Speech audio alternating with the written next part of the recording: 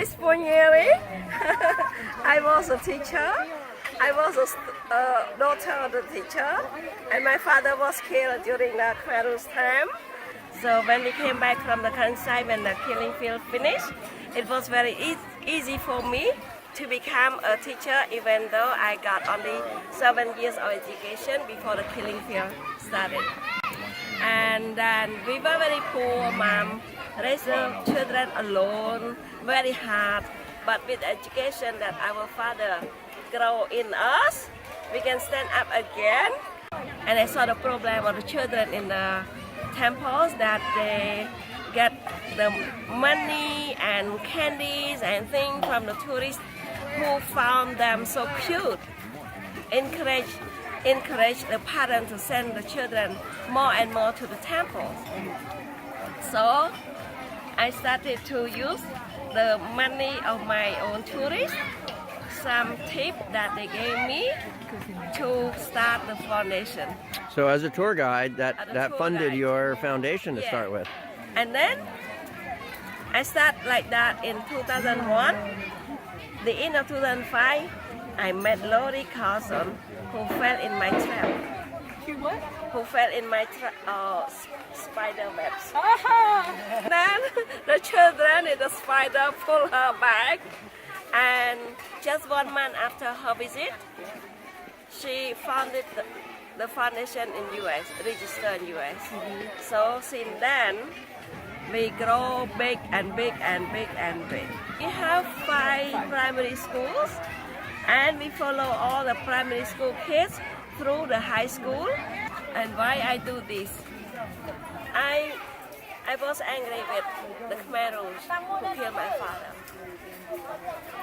And I want to show the Khmer Rouge that we have the same idea. We have the same idea.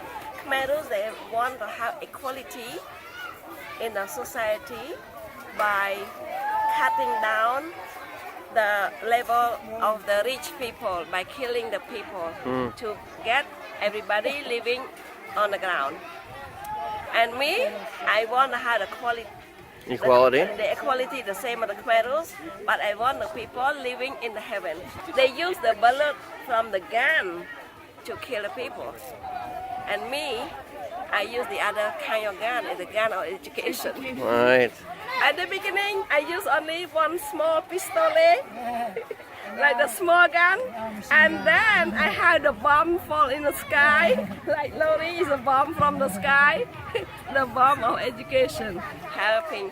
And now you are our bullets, you are our mortar shell. We had a duty to close that gaps between rich and poor. And you're helping to close that gap in a huge way. Once you have education, then you don't need to be poor anymore, right? You can get so many jobs, and the whole country raises up. Exactly, people in the whole world join together and make the world as one and the same. Thank you. Nice, thank you. Out here. We've been working at this school since 2006, and we've got 2,872 students in 9 locations. This school is our smallest school and one of the most challenging, mainly just because of the level of poverty and dysfunction of the village. So these kids here, we feed them breakfast every morning, 6 days a week. We run the school 12 months a year because if we stop for a summer break, when they come back, they're so sick they can't study for about 3 months. So this school runs all year long. From lack of nutrition? Lack of nutrition and just not keeping their eyes, you got to kind of keep your eyes on medical situations with these kids. You know, one little cut can make a systemic, they just don't have much of an immune system. So Tia, the man that helped out with the bike clinic today, is a trained Army medic. He knows quite a lot about jungle medicine. He's our field director up here. He lives up here, and he controls this school, another little sister school. It's about 15 kilometers from here. And then we have a dormitory in Srayang where these kids go if they want to go to secondary school. So what level is this? This goes to grade 6, secondary school. And then there's no more school anywhere around here. They have to go all the way to Siem Reap if they want to get a high school diploma. So we have a girls' dormitory and a boys' dormitory in the city. And these kids, if their scores are good enough and if they're motivated enough, they'll go to Siem Reap to finish high school. The first person to graduate from high school graduated just this last year from Koke Village.